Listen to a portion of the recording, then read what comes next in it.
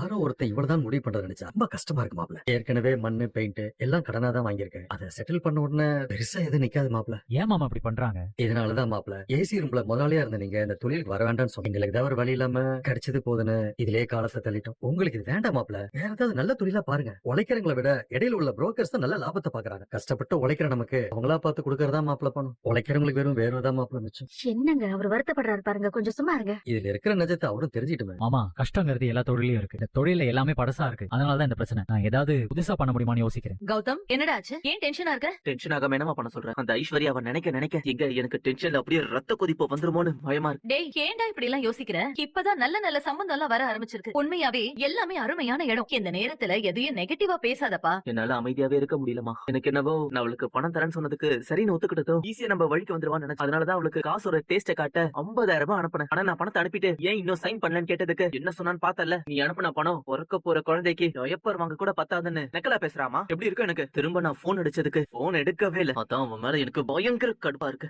நான் தான் அப்பவே சொன்னல, அவ பயங்கரமான ஆளு, நம்பவே முடியாதுன்னு. பேசாம நான் சொல்றதை கேளு. நமக்கு வேண்டியது என்ன? டிவோர்ஸ் தானே? இப்பதான் நம்ம கிட்ட நிறைய பணம் இருக்குல்ல. பேசாம அவ முகத்துல ஒரு பெரிய அமௌண்ட வீசி அடி. மொத்தமா அவளை ஒழிச்சு கட்டி. அமௌண்ட் கொடுக்கறதெல்லாம் விஷயம் இல்லமா. ஒண்ணுமே இல்லாதப்பவே அவன் நம்ம கிட்ட எவ்வளவு வாழாட்டுறா. நீ சொல்ற மாதிரி பெரிய அமௌண்ட் எல்லாம் கொடுத்தா அத வாங்கிட்டு நமக்கே தண்ணி காட்டுவா. பணம் எல்லாம் கொடுக்கவே கூடாது. வேற ஏதாவது ஒண்ணு பண்ணி தான் அவகிட்ட டிவோர்ஸ் வாங்கணும்.